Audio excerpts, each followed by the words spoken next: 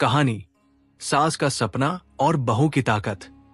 शहर के कोने में बसा एक खूबसूरत घर, जहां सास विमला देवी और उनकी बहू कृति रहती थी।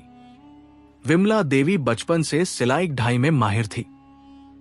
उन्होंने अपने हुनर से पूरे मोहल्ले में नाम कमाया था।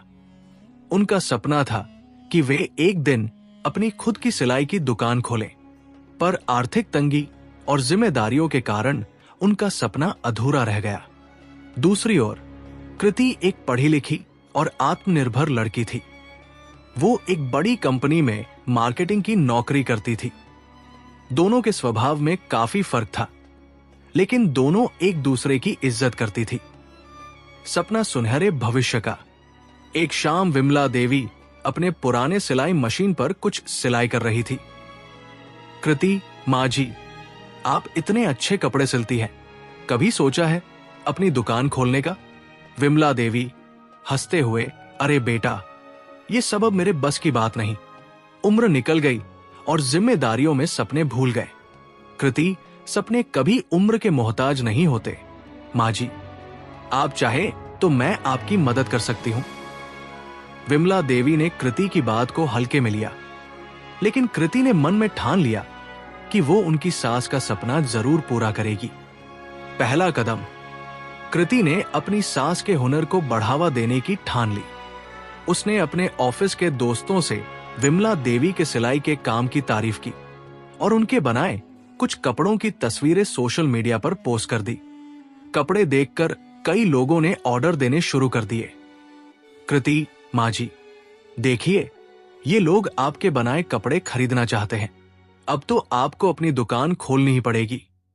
विमला देवी, हैरानी से, ये सब तुमने किया है, लेकिन इतनी बड़ी जिम्मेदारी मुझसे नहीं होगी। कृति, मैं आपके साथ हूं।